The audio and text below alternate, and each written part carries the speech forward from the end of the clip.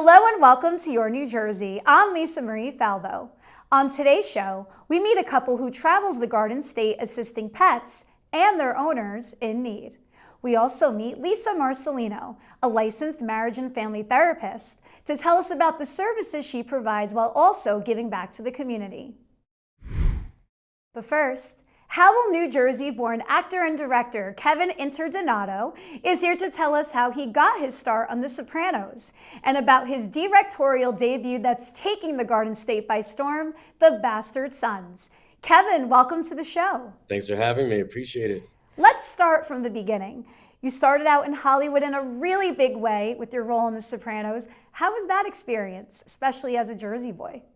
Yeah, that was an interesting thing that kind of kicked off my career when I was a young actor. I wasn't expecting to get that type of role, um, and I met a lot of friends on set and still talk to them to this day. That was about 20 years ago. The name of the role was Dogsy, and so it was a short-lived role. It was the end of the fourth season. Well, I was supposed to go back in the fifth season, but at the time I was in the Army National Guard out of Tom's River, and there was a war going on, and we got activated to go overseas. So unfortunately, I lost the ability to be in the fifth season and ended up going to Baghdad for a year. Wow. Well, first, thank you for your service. Did your experiences overseas influence you in wanting to become an actor? You know, it's funny. Someone brought that up the other day to me, and how I got into acting. I was just a crazy kid. I didn't know what I wanted to do. I tried everything under the sun. Nothing clicked. I went to boot camp, came back, and I went to Brookdale Community College for 2 years. And I tried everything, and I ended up taking acting class in New York City on a whim with a friend of mine. And I said, "This is it." So I left college, and that was that. Gone. I don't recall. I don't go to using my military experience for my work as an actor, even as a writer. As a creative. I think experiences like that, however proud I am of it, it shapes you as a person, but it just not doesn't make really a safe place to go to as an actor. It's kind of hard to jump in and out of that stuff. So I have a somewhat of a healthy relationship. I'm working on making a more healthy relationship with what happened over there. But for now, I just kind of rely on the tools the big man upstairs gave me and take it from there. So you got bit by the acting bug, but now you are also directing and writing. Describe that transition. It was more just I started booking work as an actor, and coming from a family construction business, we there was no such thing as an 8 hour day. We worked nonstop, my old man and my brother and I. And when I started booking work as an actor and considered a working actor, I realized how much downtime there was. So I wanted to learn the business inside and out, and I did. I spent time in Los Angeles about 7 years. And when I came back to New Jersey, I said, I'm going to make a go at this. So I started writing more, producing more. And then when I wrote The Bastard Sons with a partner of mine, his name is Glenn Rodriguez, also from New Jersey, I couldn't let it go. So I said, I think I could tell this story. I think I could direct this. And people have been responding well to it. So How long ago did you write The Bastard Sons? right when COVID started, right when it started, because I said, man, we're going to be out of work for a while, and I just can't not work. So just got in my basement and sharpened the pencil and went to town. But I had in my mind, if I was going to write this, I wasn't going to just write it just to put the screenplay on a shelf and, pat myself in the back. I was like, well, I'm going to put the time and energy into writing this and two other scripts that I eventually wrote over COVID and made them too. We're going to do it. We're going to do it. So I just kind of put my nose to the grindstone and went for it. So it's one thing to write it. It's another Yeah. thing to get it in action, and productions cost money, lots of money. So how did you get the funds to bring this to life? I robbed the bank. There's a bank around my house. No, I kind of bet on myself. I have good people in my world. Thank God they support me. And there was three films made: Bastard Sons, Malicious, and Saint Michael of the City. Malicious is out now on Amazon iTunes. Bastard Sons is out in the same, and Saint Michael's coming out in April. For all three films, people came into to finance, and Bastard Sons, my wife and I financed mostly ourselves. It was my first directing gig. I didn't want to ask somebody to invest in me if I didn't proof up first. So we kind of bet on ourselves a little bit. We gambled, and I'm glad I did it. Well, it's paying off because the buzz around this movie is huge. It's great. I'm surprised. To have that kind of effect on people where people are talking about it and I'm not even aware of it. Man, as an artist and a creator, my whole effort, my whole goal is to move people and to move as many people as possible. So for this film to find a reach like that on its own, man, it's been a wild month. Talk about the staff that you had to put together, because I don't think people realize what it takes to accomplish what you did. I mean, it is a huge undertaking and a colossal team effort. All three films were very small productions, very small amounts of crew. I was lucky to be around a small team of warriors. I was in LA for a few years. I came back and I reached out to a couple of friends that I worked with in the past. And I knew I was going to be making films, so I just wanted to find like the best. I did. I just took a lot of time and found like the real warriors in this state that would jump on board with me and take a ride. And a lot of people handled two positions at once, so that allowed me to, minimize costs and just have a real talented team behind me that was there for the long haul. So it was small. I would say the crew is like for all three films, 10, 11 people, Wow. including me. That's it. Yeah. Yeah, you would never know by watching. What about Thanks. the casting? Because that's where the magic happens. Yeah, that was fun. I write with people in mind. I don't audition people. After all these years, I get offers occasionally to be in things, and it's flattering and it's appreciated. And, I put the time and I put the years in. So for me to give back to actors that are friends of mine, I know so many people in the business. I think they appreciated me just giving them a call, say, read this script, look at this role. It's yours if you want it. If you're personal friends with an actor, you know their work. You don't have to go prove it. We're all proven. So that's how I cast all the films. It was just a phone call. A name that jumped out at me, Frankie Edgar, because we know him from the MMA world. So how did that all come to be? That was wild. He's a good guy. Frankie and Roger Matthews, who are down in the Toms River area, they have a podcast called The Champ and the Tramp. And I listened to it for a while, and it's fun, and they're just two dudes. And they had me on the show. We hit it off. Turned out I lived, not far from Frankie, grew up, knew some of the same people. So maybe several months after that, there was a casting change in the movie. Someone couldn't do it. So I hit up Frank and Raj and I said, what do you guys think about acting? But they don't act, which is good. Most of the movie for Bastard Sons, most of the supporting cast is not actors. It fits the tone of the film. There's a reality there I didn't want to break. So to have people that were very comfortable in front of the camera, Frankie and Roger have both been in the spotlight for years, and to see how comfortable they were on camera, sometimes that's a tangible aspect that actors can't even get to. Actors try to put on a performance all the time, and they try to have those moments, and that wouldn't make sense in this movie. So, I hit them up. They were down and played around a little bit, talked shop, told them how it's going to be, and they were both great. New Jersey served to be such a muse for you in creating Bastard Sons. Why was that? And I feel like maybe David Chase a little bit with your time on The Sopranos as well. I didn't pull anything from The Sopranos. That's David Chase and Terry Winters' thing, and they made an iconic show. So for people to make comparisons over and over again, it's like, wow, this is really something. Maybe I tapped into something, or people are just relating to the storytelling. And what a good feeling that is too, to know that when you're writing something, let alone making something, and that you're in your own little bubble, and all you can think is and hope is that people get it. It clicks, it resonates, it feels normal. So it's really cool. Jersey is to me, and you can agree with me. To me, it's an attitude. It's not a accent, and people just have that thing about them here. And I said, this movie needs that.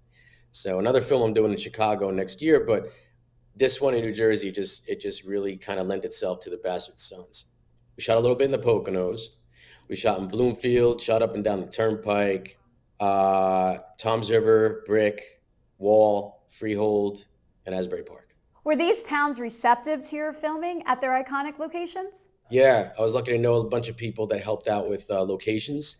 Joe Cernio is a one of my closest friends. I grew up with him, and he plays Dobson in the movie. He also helped produce it. So Joe was like monumental getting us locations. All right, let's talk about the movie. What is The Bastard Sons about? It's a simple story. It only takes place over 2 days, and it's about these five bastard brothers that grew up together in a criminal family. And before the movie begins, the main character Vincent that I play, his father was the boss of the family, and he died 4 weeks earlier. So when the movie starts out, it's Vincent coming back into town after taking a little time of solitude and meeting up with his brothers and letting them know that he knows who did it. And then it's them making a very quick and spontaneous decision to go back at the people. I don't want to give too much away, that they think took out their father, and to take the business over for themselves. St. Michael of the City. Is there a tie-in, or that is just a standalone movie in and of Standalone, itself? Okay. standalone. Very simple story too. It's just about a guy that went down the wrong road and skipped town before things got really crazy in a gang world, and he unexpectedly comes back 7 years later. And when he comes back 7 years later, he starts reconnecting with his old people again, and seemingly going down a bad direction. There's a big reveal in the film. I can't give away too much, but it ends unfortunately and climactically. That was a Trenton movie. Yeah, we shot some in Doylestown too, but mostly in Trenton. Adam Ratcliffe, he's a great guy, an actor. I've known him for a long time, and I approached him with the script to see if he'd be interested, because I wrote St. Michael not to play Michael. I wanted to play the supporting character. Being an actor, writing things, a lot of times actors write stuff so they could shine. You know, we all have egos. I'd like to think that mine is really in check, and I'm very present in reality. And for me, it's about the movie. Even when I'm an actor casting something, it's about the movie, because if the movie stinks, no one's going to want to watch me or the movie itself. So if I'm going to create a project in whatever capacity, I got to make sure that movie is dime tight, and then I will fit myself into it. But when I write, yeah, I tend to be more of a narrative type, seeing myself go through a journey. That's just how I write. I can't go write Star Wars. I'm not that kind of guy outside of what I know. And I know New Jersey. So a lot of stuff just revolves around the people I know, the places I've been here, my experiences, and I just kind of put them in different scenarios and play around with it. We definitely don't need another action movie. Hollywood is bloated with them. But the good news is, with streaming, you could bypass all of that. I'm a movie fan at first. That's my first love, whether I'm doing what I do. I mean, I'm the first person to look at the clock. Daughter went to bed. I'm like, oh, I can't wait to sit down and watch a movie. I'm that guy. I want that break from life, even though it's what I do. You don't know what people want until you put it out there. You have no idea. So you just kind of hope. And yeah, Hollywood pushes these things on us, like, it's Thor or this or that. And look, as an actor, if I ever got one of those movies, I'd make a little scuttle and I'd do okay, so that's fine. But, for me creatively, I tend to really enjoy watching realistic people and going through real stories. And I would just hope that people back home do too. So that's what I make, and that's what I like doing. And it's really wonderful to hear, like what you just said. Some people are sick of the Marvel stuff and the Hollywood stuff, and that's why I love these streaming platforms. They're great because it gives guys like me a chance to compete. When Bastard Sons came out, and Malicious as well, they were sandwiched on Amazon between big Hollywood movies, like side by side. And the only difference is it's an independent film. I also want to hear more about Malicious, your third film. Malicious is a little different. Well, actually, no, it's not. It takes place over one night. There's a small family that takes a weekend vacation to get away. The father is a politician. He is not the most likable or savory of people. And while they're away at the cabin, they get a knock on the door. A stranger approaches them that his car broke down. And that's all I'm going to tell you, because it kind of goes from there. If anyone's watching this and you like pretty intense thrillers, that's the one to watch. If you are not that kind of person, I would just stay away. Kevin, what is next for you? Sleep. What's next? So I have a couple films lined up that I was cast in. Very fortunate to be cast in. a movie called Rosedale with some wonderful filmmakers, brother and sister team, Frankie and Andrea Cardaro, and that should be in New Jersey. A couple other ones as well, but I am directing a movie called Dirty Hands, and that's going to be filming in Chicago in October. And then whatever acting gigs pop up, and in between, I'm rocking and rolling, you know. Kevin, this was so much fun. I could talk to you forever. Where can people find out more about you and your films? Oh, thanks. You can find me on Instagram, just my name, Kevin Interdonato. And my films, Malicious and The Bastard Sons, are both on Amazon. Malicious just went to Tubi as well. And yeah, St. Michael, the city, is going to be at the Garden State Film Festival the end of March. So if anyone wants to see it on the big screen, you can go there. And it's going to be on Amazon probably the first week of April. All right, Kevin, thank you so much. Pleasure was mine. Nice talking to you. Beau Lends a Paw Pet Pantry just went mobile with their charity services. Al and Tammy Stell are here to tell us about their amazing mission to assist pet owners in their community and now throughout the Garden State. Welcome to the show, Al and Tammy. Thank you for having us. Yes, thank you. I came across your story online not too long ago, and I said to my producer, Lexi, we immediately have to book them because what an amazing idea. Talk to us about what inspired you to start Beau Lends a Paw. Well, how it started, it was during the peak of COVID. I went to one of the local dollar stores to try to find some supplies for the house, like everybody else was doing. And there was an elderly lady in line who was buying some pasta and some pasta sauces and cat food. And when they rung her up, she didn't have enough money to pay for everything. So she said, put the food back, I'll take the cat food because my cats will eat before I do. So I told her, go get what you need, and I ended up paying for, everything. And then I called my wife up. I said, we need to do something to help people feed their animals at the time of need. So that's when we came up with the idea. He actually came up with the name of the pet pantry as well. It's called Beau Lends a Paw. It's actually named after our rescue dog, Beau.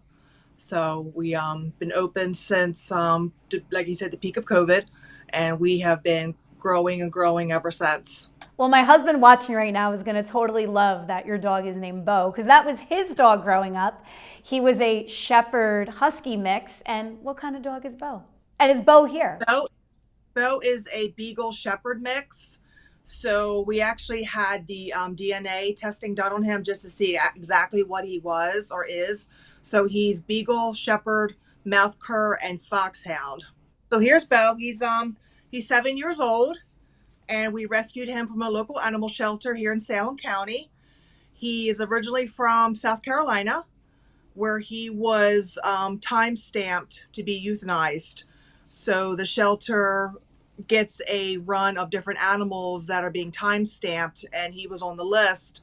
So we brought him up to, they brought them up to here to Salem County, and we just fell in love with him, and we adopted him, and he has been such a cool asset to the house because he's just so much fun. And we have also 4 rescue cats as well, and they just get along so well together. Oh, that's amazing. Both of you have such hearts of gold, and what a cute inspiration for your initiative here, Beau Lends a Paw.